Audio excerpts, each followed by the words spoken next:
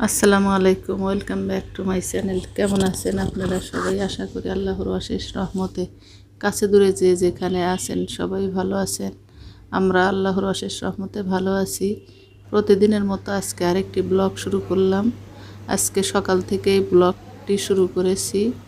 একজন গৃহিণীর প্রতিদিনের কাজের রুটিন তো প্রায় একই রকম থাকে। ওই সকালবেলা ঘুম থেকে উঠে নাস্তা বানানো, সারাদিন রান্না বান্না, সংসার গোছানো, এগুলোই আমারও এর ব্যতিক্রম না। এই তো এই যে নাস্তা বানিয়ে নিয়েছি, পরোটা, ডিম ভাজি, আর গতকালের এই যে ডাল ছিল সেটা আলাদা করে রেখেছিলাম।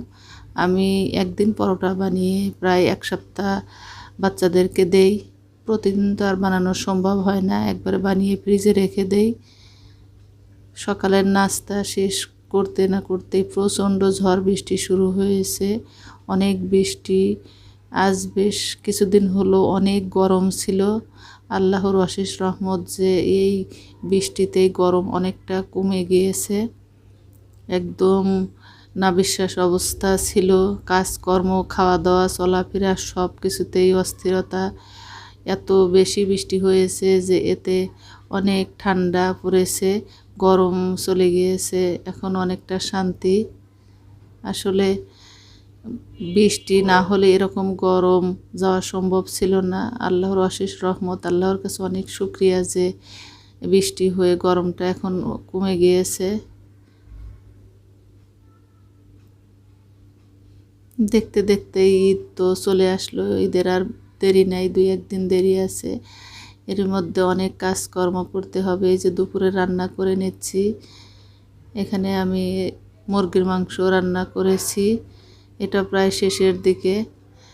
আর এই যে মাছ রান্না করব, ডাল রান্না করব, রুই মাছ ভুনা, তারপর মুগের ডাল দিয়ে রুই মাছের মাথা দিয়ে আর শিং মাছ রান্না করব। আজকে ভাসুরের বাসায় বেড়াতে যাব। আমার বড় যা অসুস্থ,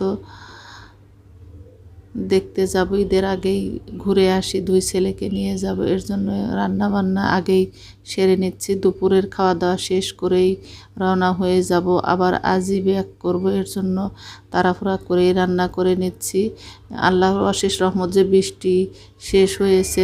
ভেবেছিলাম হয়তো বা বৃষ্টি তাড়াতাড়ি শেষ হবে না, আর মনে হয় যেতে পারবো না। আল্লাহর কাছে অনেক শুকরিয়া যে বৃষ্টিটা দ্রুতই শেষ হয়েছে। তাছাড়া বাসায় অনেক কাজ, এগুলো করতে হবে। ঈদ তো চলেই আসলো দেখতে দেখতে। বাচ্চাদের স্কুলের মধ্যে বন্ধ হয়েছে, কোচিং খোলা ছিল, কোচিংও বন্ধ হয়েছে। এখন বাসায় রিল্যাক্সে শুধু কাজ করা, বাচ্চাদের পিছনে আর সময় দিতে হবে না।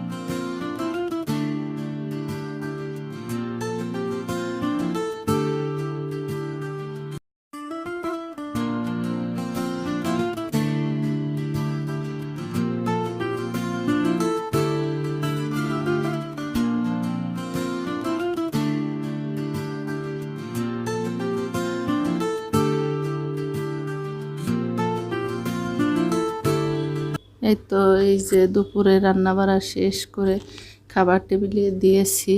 এখন ছেলেরা খেয়ে নেবে, আর ওদের সাথে আমিও খেয়ে রেডি হয়ে বেরিয়ে পড়বো ভাসুরের বাসার উদ্দেশ্যে। সেখানে কিছু সময় থাকবো, এরপর বাসায় আসবো। আজকে আমাদের কুরবানির গরু কিনতে যাবে, এর জন্য তাড়াহুড়া করে যাব এবং ঘুরে আসব। আশা করি আজকের ব্লগটি আপনাদের কাছে ভালো লাগবে। ভালো লাগলে পাশে থাকবেন, আমাকে সাপোর্ট করবেন।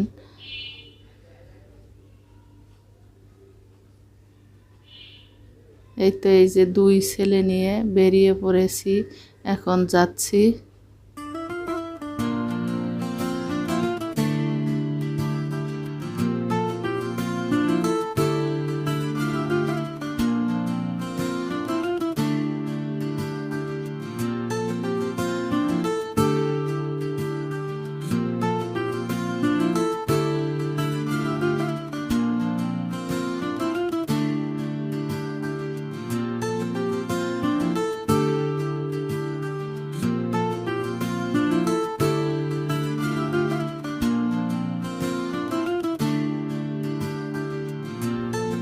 এই তো এখন বাজে রাত 12টা।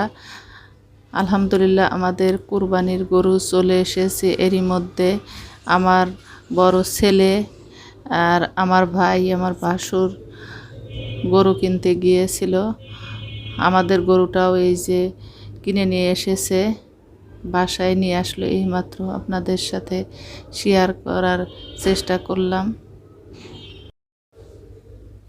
আশা করি আজকের ব্লগ আপনাদের কাছে ভালো লেগেছে। ভালো লাগলে পাশে থাকবেন, আমাকে সাপোর্ট করবেন। আজকের মতো বিদায় নিচ্ছি। আল্লাহ হাফেজ। আসসালামু আলাইকুম।